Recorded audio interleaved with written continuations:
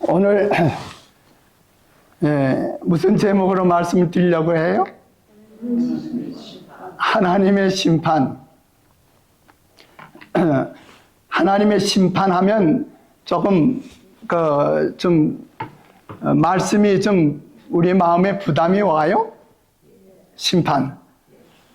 그러나 오늘 우리 이 말씀을 공부해 보면 우리가 얼마나 하나님의 심판에 대해서 우리가 오해하고 잘못 알고 있는가를 알게 될 거예요. 오늘 이 하나님의 심판에 대해서 공부하게 되면 참 이렇게 하나님의 은혜가 넘치구나 하는 걸 알게 될 거예요. 그 말은 오늘 우리가 하나님의 심판에 대해서 오늘 이 시간을 통해서 바르게 우리 공부하게 되죠. 바르게 우리가 말씀을 생각하게 되는 겁니다. 다니엘 7장 9절에 있는 말씀 다 같이 한번 읽읍시다. 시작. 내가 보았는데 왕자가 놓이고 옛적부터 항상 계시니가 좌정하셨는데 그 옷은 희기가 눈 같고 그 머리털은 깨끗한 양의 털 같고 그 보좌는 불꽃이요 그 바퀴는 붙는 불이며 10절 또 읽읍시다. 불이 강처럼 흘러 그 앞에서 나오며 그에게 수종하는 자는 천천히요 그 앞에 시위한 자는 만만이며 심판을 베푸는데 책들이 펴 놓였더라. 여기 이제 심판을 베푸시는 광경이 나타나죠. 어떤 성화를 그리는 화가가 이런 모습으로 그리긴 했지만은 우리가 이런 그림 속에서 우리 생각을 고정시킬 이유는 없어요. 하여튼 이 심판에 베푸는데 뭐가 흘러나와요? 불이 강처럼 흘러 그 앞에서 나오고 거기에 수종하는 자는 누구예요? 천사들이죠? 천사들이 천천히고 그 앞에 시위한 자는 만만이라. 천사를 그 숫자를 우리는 헬 수가 없죠. 그래서 천천히요 만만이라 합니다. 근데 심판을 베푸는데 뭐가 펴놓였다고요? 책들이 펴 있다고 합니다. 인류의 구원은 하늘의 무한한 대가를 통해서 완성됩니다. 그 희생은 하나님의 율법을 범한 것에 대한 모든 요구를 충족시키는 거예요. 그래서 죄는 뭡니까? 불법이죠. 불법은 곧 사망이죠. 그래서 사도 야고보서 2장 12절에 뭐의 율법대로? 자유의 율법대로 심판받을 자처럼 말도 하고 행하기도 하라고 했습니다. 이제 이 심판의 결과로 오늘 이 하나님의 심판, 이 심판에 대한 걸 통해서 장차 세워질 그리스도의 나라 백성이 될 자들의 명부가 완성될 것이다 고 말씀하셨어요. 그러니까 이 심판은 무슨 심판일까요? 조사 심판인데 그거는 악인들을 멸망시키기 위한 심판이 아니고 뭐예요? 멸망받을 백성들 가운데서 구원받을 백성들을 명부를 작성하기 위한 심판이라는 거예요. 이 말은 좀 다르잖아요. 요한복음 3장에 있는 말씀 보면 하나님을 믿는 자는 심판을 받지 아니하며 또 믿지 아니하는 자는 벌써 심판을 받았느니라는 말씀이 있어요. 그 말씀은 뭐예요? 이 세상 모든 사람들은 의인은 없나니 하나도 없죠. 맞습니까? 그 모든 세상 사람들은 다 불법자들이고 죄인들이니까 결과가 뭐예요? 멸망이잖아요. 근데 하나님이 세상을 이처럼 사랑하사 독생자를 보내주셔서 누구든지 저를 뭐하면? 믿으면 멸망치 아니하고 구원을 받으리라 했으니까 예수님을 믿고 멸망치 아니하고 구원받기 위해서 나온 사람들을 하나님께서는 조사하셔서 합당한 사람들의 명부를, 하늘에 데려갈 사람들을 명부를 작성한다는 거예요. 그 심판이 필요해요, 안 필요해요? 아니, 이 세상 모든 사람들 다 이제 죄로 말면 멸망당하는데 그 중에 하나님께서 독생자를 보내주셔서 우리의 죄를 위하여 십자가에 못 박혀 돌아가시게 하시고 이제 구원의 길을 열어놓으셨는데 그 구주를, 그래서 그 요한복음 3장 16절에 말씀이 있기 전 바로 15절에는 무슨 말씀이 나오죠? 무슨 말씀이 나와요? 모세가 광야에서 뭘 든 것 같이? 뱀을 든 것 같이 인자도 들려야 하리니 그랬겠죠. 그럼 모세가 광야에서 뱀, 든 뭐 때문에 된 거예요? 그 당시에 이스라엘 백성들이 광야에서 그냥 그 한 번 물리면 그 독에 의해서 죽을 수밖에 없는 그런 뱀의 독이기 때문에 불뱀이라는 명칭이 붙은 거예요. 그래서 이제 이스라엘 백성들이 결국은 그 불뱀에 물려가지고 이제 다 죽어가고 있을 때 하나님 구원해 주세요 할 때 어떻게 하세요? 하나님께서 모세를 통해서 그래 빨리 뭘 만들어라? 불이 뱀을 만들어서 장대에 달아서 누구든지 뭐 하기만 하면 쳐다보기만 하면 구원을 받는다. 자, 그게 복음이에요, 안 복음이에요? 우리는 이 세상에 이 뱀, 사단의 뱀에게 물려가지고 다 우리는 이 독이 우리 다 퍼져가지고 이제 우리는 다 죽잖아요. 죽어가고 있는데 이제 예수님이 십자가에 달려 돌아가셔서 누구든지 저를 쳐다보면 믿으면 뭐 하는 거예요? 구원을 받는다고 하면. 그래서 누가 십자가를 통해서 예수님을 믿고 구원을 받을 수 있는가? 그 사람들을 찾아서 명부를 작성하는 것이 심판이란 말이에요. 그러면 이거 필요해요, 안 필요해요? 아유, 난 심판 필요 없어. 나 그냥 죄 가운데서 죽고 말 거야. 그러셔요? 그러시겠습니까? 자, 이제 내가 다시 묻습니다. 나 하나님의 심판 두려워, 싫어. 나 심판 받지 않고 나 그냥 죄 가운데서 그냥 우리는 운명 지은 대로 멸망당할 수밖에 없어. 노아 시대 때 그 많은 사람들이 죽듯이 죽고 말 거야.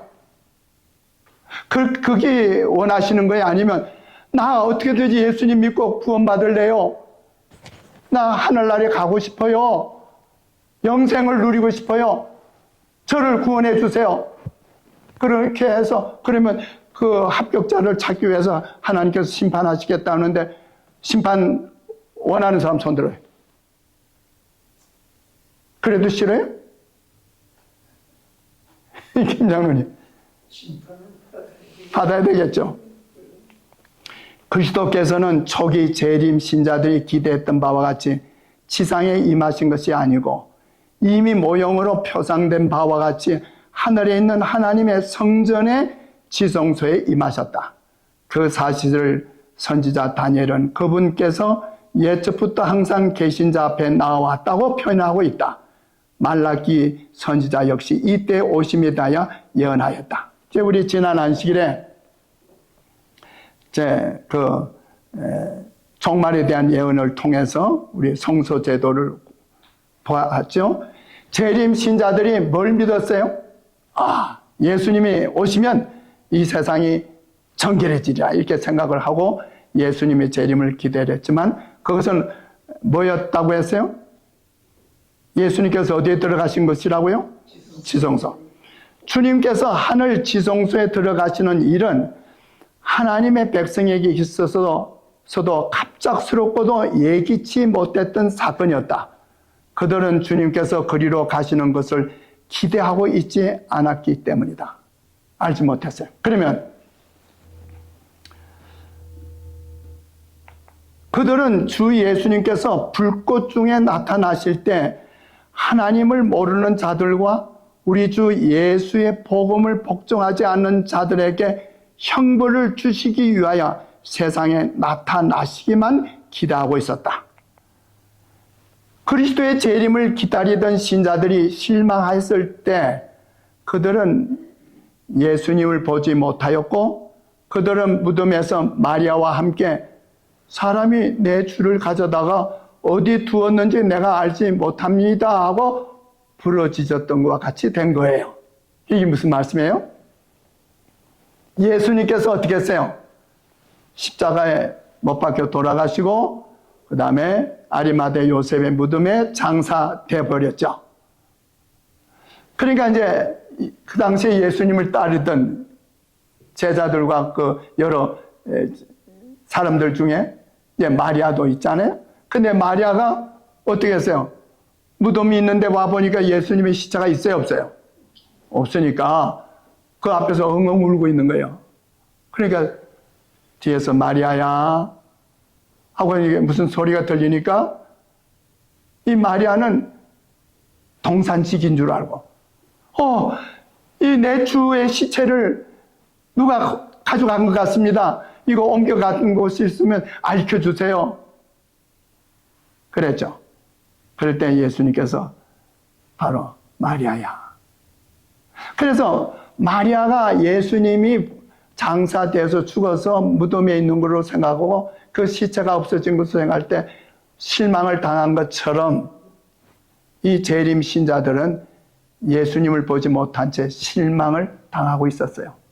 그런데 마리아에게 예수님이 나타나신 것처럼 예수님께서는 하이람 에드슨을 통해서 하늘 지성소의 문이 열리게 하고 예수님께서 지성소에 들어가시는 예수님을 뵙게 되는 거예요.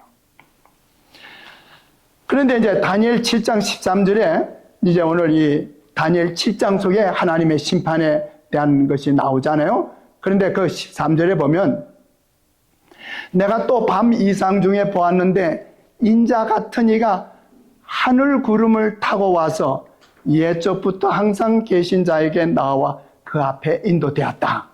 자, 여기 다니엘이 이상 중에 보니까 인자가 누구예요? 예수님이 하늘 구름을 타고 와서 옛적부터 항상 계신 자 아버지께 나와 그 앞에 인도되었다. 그런데 말라기야 선지자도 이때 예언을 말씀하고 있어요. 너의 구하는 바 주님이 홀연히 그 전에 그 성전에 임하리니 곧 너희의 사모하는 바 언약의 사자가 임할 것입니다. 그러니까 여기도 예수님이 홀연히 그 성전에 임하겠다 그랬잖아요. 그러면 다니엘이 계시 중에 보는 거 이상 중에 볼 때 하늘 구름을 타고 아버지께 나아가는 장면이나 말라기야 선지자가 통해서 보았던 것처럼 우리가 사모하던 그 언약의 사자가 그 하나님의 성전에 임하는 것 같은 거예요. 같은 내용이에요. 오늘 우리 귀한 성경 공부하시는 거예요. 자, 이것을 실망 이후에 몇몇 사람들이 모여서 하나님께 간절히 기도했죠. 그러다가 이제 기도 마치고 하이람 에드슨이 이제 옥스팟을 가로질러 가다 보니까 하늘이 뭐였어요?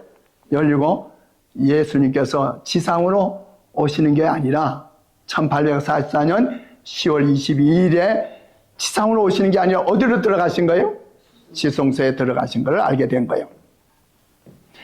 성소 문제는 1844년에 실망의 신비를 해결하는 열쇠가 되었다.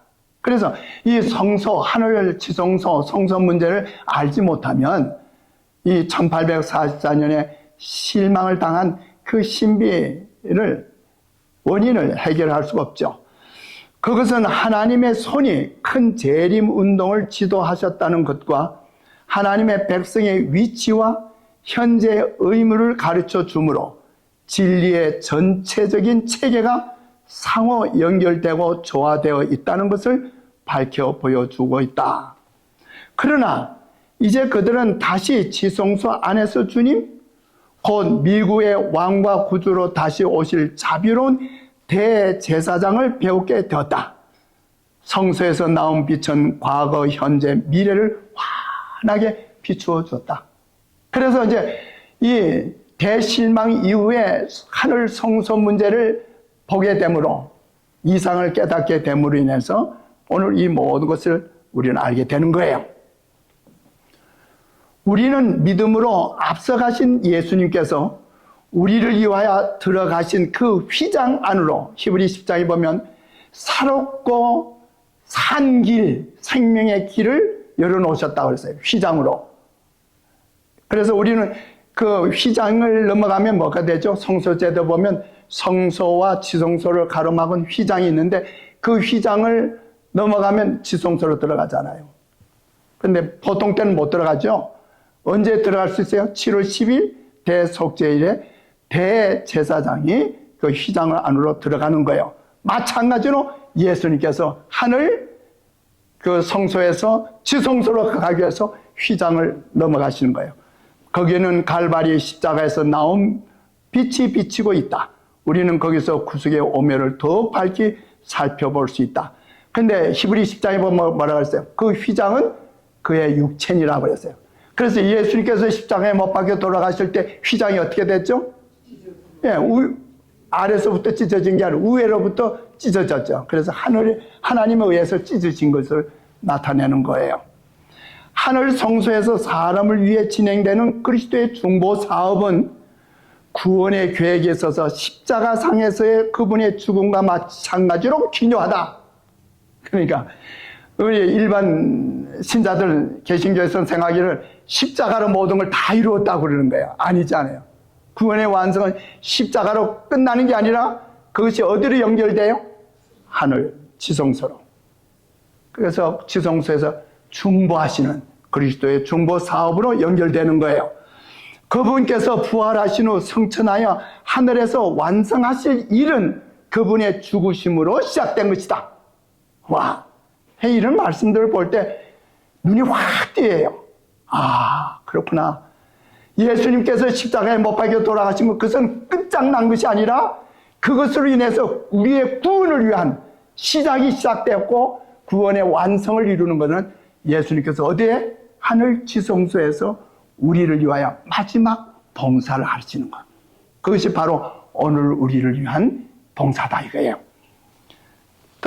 곧 주님께서 이때 조사 심판을 하시고 속죄 은사를 입을 자격이 있는 모든 사람들을 위하여 속죄 사업을 하시게 된다. 그래서 오늘 우리가 하나님의 심판, 조사 심판은 뭐와의 관계된 얘기예요? 성소가 정결해지는 거예요. 성소의 정결은 뭔가 보세요. 예수께서 아버지의 보좌로 나아가는 길을 열어주셨으므로 그분을 믿음으로 그분께 나아가는 모든 사람의 진정한 소망도 그분의 중보를 통하여 하나님 앞에 상단된다.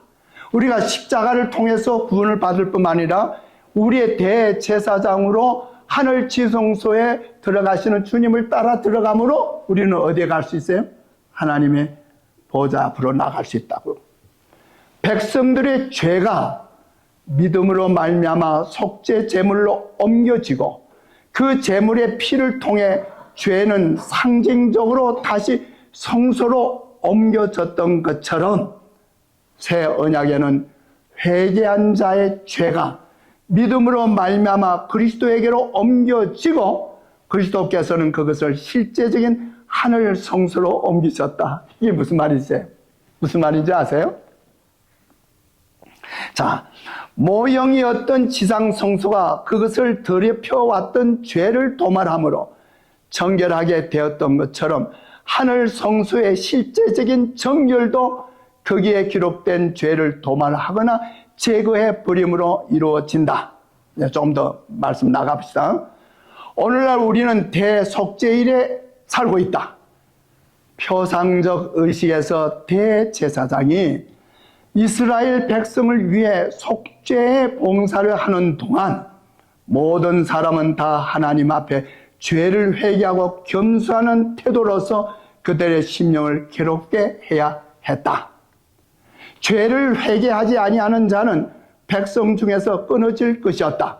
그와 같이 자기 이름이 생명책에 도말되기를 원치 아니하는 모든 사람은 그들의 은혜의 시기가 얼마 남지 아니한 오늘날 죄를 설파하고 진정으로 회개함으로 하나님 앞에서 그들의 심령을 괴롭게 해야 한다. 하늘에서 조사 심판이 진행되고 있는 동안 회개한 신자들의 죄가 성소에서 도말되고 있는 동안, 하늘 성소에서 도말되고 있는 동안 세상에 있는 하나님의 백성들 사이에는 무슨 일이 일어난다고요? 정결케 하고 죄를 버리는 특별한 일이 이루어지는 것이다. 자, 또 나갑시다.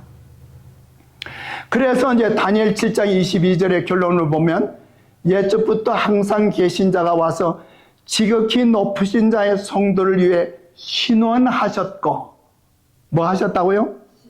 신원이 뭐예요? 예, 좋은 말씀이에요. 표현. 지극히 높으신 자의 성도를 위해 신원하셨고, 때가 이름에 성도가 뭘 얻었더라? 나라를 얻었더라. 자, 신원, 우리 김 장로님이 변호, 다 심판에 관계된 얘기죠. 다니엘 7장 10절 오늘 우리 본문을 본 말씀대로 불이 강처럼 흘러 그 앞에서 나오며 그에게 수종하는 자는 천천히요 그 앞에 시하는 자는 만만히요. 뭘 베푸는데? 자, 주목하세요. 주목하세요. 뭘 베푸는데? 심판을 베푸는데 책들이 펴였더라. 근데 그 심판이라는 게 히브리어로 이게 많이 사용되지 않았어요. 다니엘 7장 22절에 옛적부터 항상 계신 자가 와서 지극히 높으신 자의 성도를 위하여 뭐 하셨고? 신원하셨고 때가 이름에 성도가 나라를 얻었더라. 자, 그러면 하나님께서 심판을 베푸는 그 심판이 딘인데 지극히 높으신 자의 성도를 위해 신원하는 것도 뭐라고요? 딘이란 말이에요. 딘. 같은 매개. 다시 말하면 지극히 높으신 자의 성도를 위해 하나님은 뭐 하신다? 심판을 베푸신다 이거예요. 말이 다르죠. 하나님께서 심판을 베푸시는 것은 이 세상의 죄인들의 죄를 찾아서 멸망시키기 위해서 심판하는 게 아니라 멸망받을 백성들 가운데서 구원받을 하나님이 지극히 높으신 하나님의 성도들을 위해서 뭐 하기 위해서? 심판을 베푸신다. 한 과부가 있었죠. 과부가 있는데 억울한 일을 당했어요. 그래 그걸 재판해달라 그랬더니 그 재판관이 재판해줘요? 안 해줘요? 안 해줘요. 또 그 다음날에 가서 또 재판해달라는 거예요. 그래도 또 안 들어줘요. 또 가서. 그러니까 하도 못하니까 이 불의한 재판관이 말해요. 아이고 나 괴롭구나. 이거 이 과부의 그 신원을 들어주지 않으면 이건 내가 참 괴롭겠구나. 그래서 재판을 걸었다. 그러면서 예수께서 하시면 불의한 재판관도 그렇게 하여건을 하물며 너희 하나님께서는 그러면 오늘 우리가 구원받게 해서 하나님 앞에 나와서 주님 저를 구원해 주세요. 저의 죄를 용서해 주세요. 저를 죄에서 정결케 해 주세요 하고 탄원하는 하나님의 백성들 뭐 하시겠다고? 신원해 주시겠다. 재판해 주시겠다. 그러면 이 재판이 필요한 거예요? 하나님을 두려워하며 그에게 영광을 돌리라. 이는 그의 뭐가?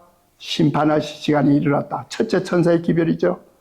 이 첫째 천사의 기별은 다 같이 지성소 안에서의 그리스도의 봉사, 곧 조사 심판을 가리키는 것이지 주님께서 당신의 백성을 구속하시고 악인을 멸망시키기 위해 재림하시는 일을 가리키는 건 아니다. 이제 바로 이해가 되셨어요? 세 천사의 기별, 첫째 천사의 기별이 뭐예요? 예? 하나님의 뭐가 가까이 이르렀다? 심판이 이르렀다. 그 심판은 바로 예수께서 지성소에서 우리를 위하여 조사 심판하시는 것을 말한다. 예수께서 재림하셔서 심판하는 건 뭐예요? 심판에는 세 가지가 의미가 있죠. 첫째, 심사는 조사 심판. 다 어떤 일들 조사하잖아요. 그거 필요하잖아요. 그 다음에 뭐가 있어요? 선고를 내리죠. 선고. 맞습니까? 선고 이제 땅땅 결정하는 결정 심판이 나오죠. 그 다음에 뭐예요? 그에 따라 집행하죠. 자, 하나는 뭐예요? 조사 심판. 하나는 뭐예요? 판결 심판. 셋째는 집행 심판. 그래서 예수님께서 재림하실 때는 집행 심판이 이루어지는 거예요. 집행 심판. 자, 다니엘 7장 26절 27절에 그러나 뭐가 시작된 적? 심판이 시작된 적 그는 권세를 빼앗기고 끝까지 멸망할 것이요 나라와 권세와 온 천하 열국의 위세가 지극히 높으신 자의 성민에게 붙임바 되리니 그의 나라는 영원한 나라이라. 자, 다니엘 7장에 뭐가 나타난다고요? 하나님의 심판의 광경이 나타나는데 그 심판이 무엇을 위해서 또 심판하는가? 여기 심판이 시작된 자 그는 누구일까요? 그가 누구일까요? 다니엘 7장에 나오는 작은 뿌리의 존재죠. 다시 말하면 하나님의 백성을 괴롭히는 지극히 높으신 자에 대하여 바로 대적하는 누구라고 제가 말씀 안 해도 여러분 다 이해가 되잖아요. 그의 권세가 빼앗기게 될 것이고 멸망당할 것이다. 그래서 하나님께서 이제 그 다니엘 7장에 나오는 심판은 이제 하나님의 성민들, 백성들을 괴롭히고 하나님의 법을 어기고 법을 변경하고 때를 변경하고 성도들을 박해하던 그 세력은 하나님께서 어떻게 하시고 멸망시키겠다. 그리고 하나님의 백성들은 성민은 뭐 할 거다? 구원해서 나라를 얻게 하신다. 근데 그 나라는 어떤 나라라고요? 영원한 나라. 심판은 성도의 박해 세력의 종식을 선고할 것이다. 이 세력은 최후까지 성도들과 전쟁을 벌일 것이죠. 마지막 때까지. 아시잖아요. 이제 우리 앞에 어떤 또 박해 세력이 있잖아요. 그게 바로 같은 맥락의 그 세력이죠. 성도들과 전쟁을 계속할 것이다. 그때 성도들에 대한 그 지배권이 하나님의 심판에 의해 영원히 제거될 것이며 그것은 소멸될 것이다. 아멘 하시겠어요? 여러분 오늘 깊은 교리를 공부하는 거예요. 자, 다 같이 읽읍시다. 시작. 지극히 높으신 자의 성도들이 나라를 얻으리니 그 누림이 영원하고 영원하고 영원하리라. 아멘 할렐루야. 여러분 이 반복은 강조의 의미가 있죠. 아멘 아멘. 예수님께서 반복을 자주 하셨어요. 아멘 아멘. 진실로 진실로 내가 너에게 이르노니. 그런데 세 번 나오는 말음은 하나님의 삼위의 권위를 가진 영원성을 말하는 거예요. 하나님의 백성들에게 하나님께서 이제 구원해서 그 나라에 데려가시는데 그 누림이 어떻다고요? 한 장로님? 영원하고 영원하고 영원하리라. 확실하잖아요. 그래서 이 하나님께서 심판을 베푸시는데 누구를 위해서? 하나님의 백성들을 위해서 심판을 베푸시고 그 심판의 결과를 우리를 구원해서 하늘나라에 데려가서 영원한 영생을 누리게 하시는데 그 누림이 최익순 집사님 누림이 영원하고 영원하고 영원하리라. 확실하잖아요. 그런데 우리가 이 심판을 두려워해야 돼요? 아니잖아요.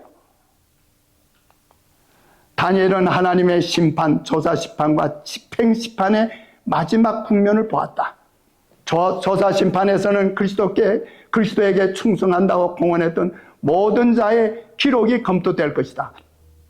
사탄은 심판 때 예수께서 변호하시는 대상자들을 하나님 앞에서 비난하지만 예수께서는 그들의 회개와 믿음을 옹호하신다. 우리가 이 사실을 알려면 스가랴 3장 지난번에 우리 공부했잖아요.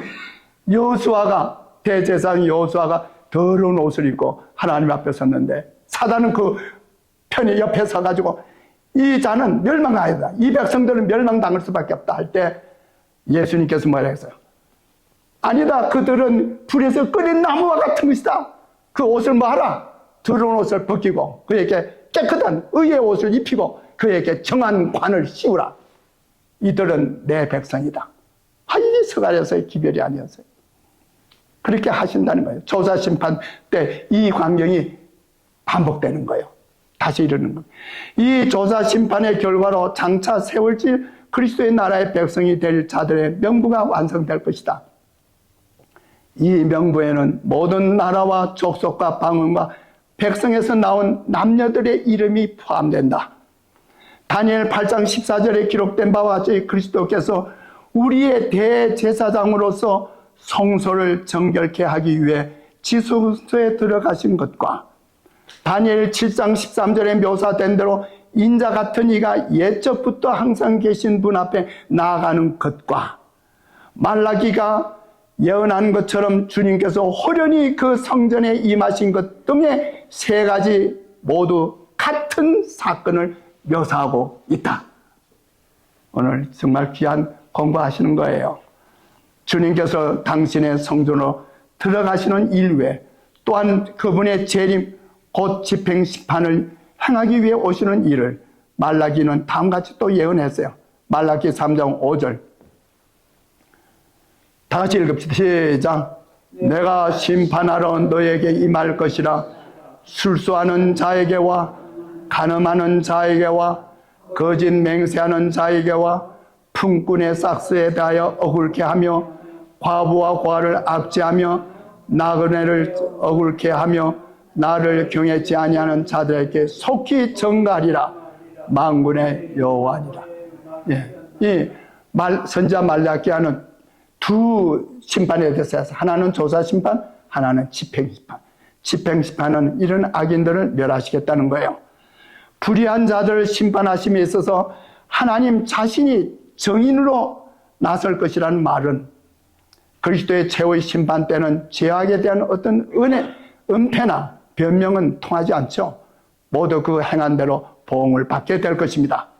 이것을 유다서도 14절 15절에 보면 보라 주께서 그 수만의 거룩한 자와 함께 임하셨나니 이는 무사람을 심판하사 모든 경건치 않은 자의 경건치 않게 행한 모든 경건치 않은 일과 또 경건치 않은 죄인의 주께 거스려 모든 강팍한 말을 인해 저희를 정죄하려 하십니다.